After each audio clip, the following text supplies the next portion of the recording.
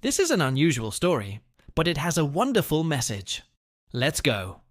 Once upon a time, in a busy town, there lived a man who supported his family by selling salt. He had a wife and 2 sons. The elder son was very shy and hesitant to speak, while the son was confident and outgoing. People considered the elder son foolish and reserved nature. The elder son's lack of his education. During exams, fear prevented him from pulling answers. He was able to learn. Father worried about his son. His shyness would. When he became a young man, his father asked him with the family business. Afraid of disappointing his father, he agreed. His father gave him a shop in the business and told him to take it. He was happy to be trusted with responsibility, but also anxious. One day, while the merchant was on a trip, some men came into the shop. He was sent by his father to take the salt to the city. The young man hesitated. Why did his father send to collect the goods? But these men insisted that they needed the salt urgently and asked him to let them take it. He allowed them to put the sacks onto their cart and watched them drive off. But soon after, the young man realized he had been tricked. Those were his father's team. They were trying to steal his goods. He ran to his father, who was in town, and explained. When his father reached the shop, the young man was in tears, realizing his mistake and the consequences. When the father returned home, he was furious. His son harshly. How could you be so? These men have sold our salt, and now we have money. What? I'm sorry, the young man said, hanging his head in shame. I didn't mean to disappoint you. I will never make it again. The merchant looked at his son, his heart torn between anger and disappointment. Later that day, when everyone had gone to bed, the young man couldn't sleep. He kept thinking about his father's angry words. Everyone in town must think I am a fool. Why am I so weak and cowardly? He thought. Overwhelmed with despair, the young man got out of bed and wandered out into the night. He walked along the riverbank, feeling the cool breeze on his face. As he gazed at the flowing water, he thought about how his life could have turned out differently if he had been more confident and outspoken. At that moment, he felt like ending his life. He walked further into the darkness, getting closer to the edge of the river. Suddenly, a young disciple who was practicing meditation nearby saw the young man. He noticed the sadness in the young man's eyes and the way he was standing on the edge of the riverbank. Concerned, he went over and asked if everything was all right. The young man turned around, startled by the sudden appearance of someone else. Are you okay?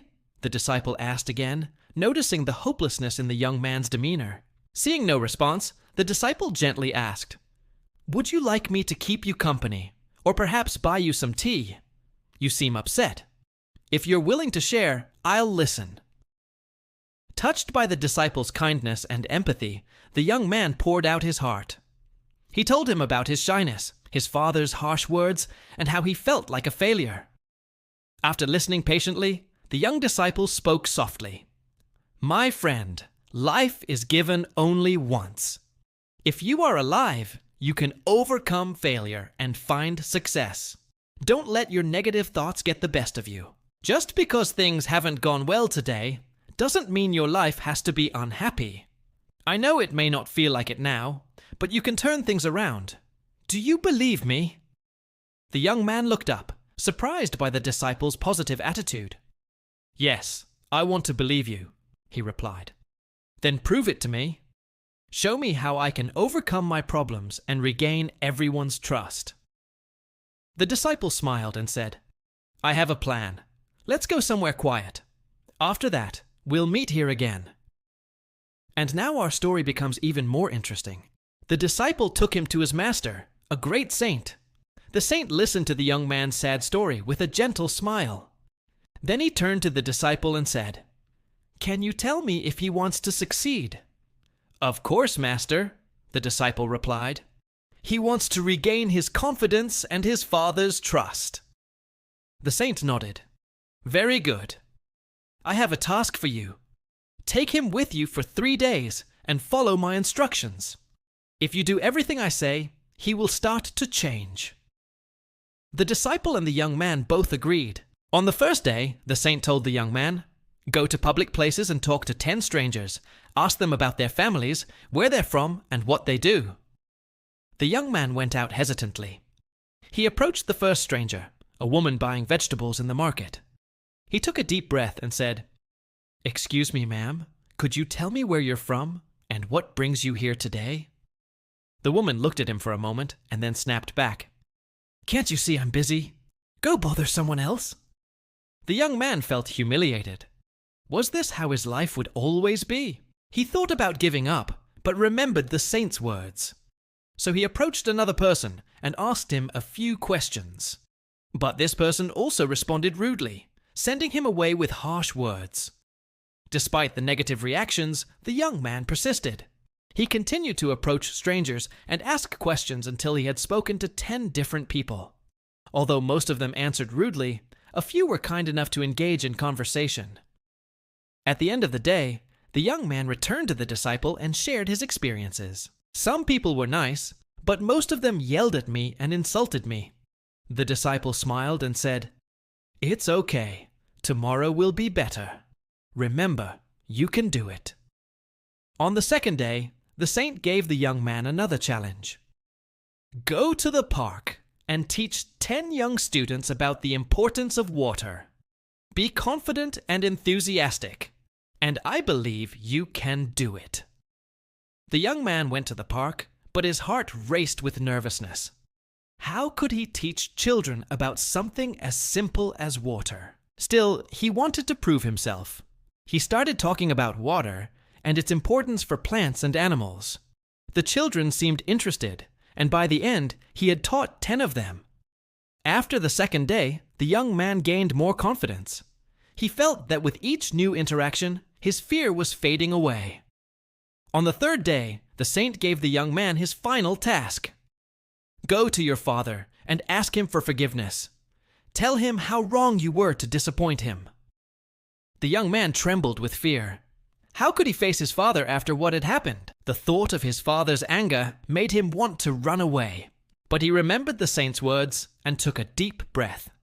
He went to his father and sincerely apologized for his mistake. The merchant was surprised by his son's change.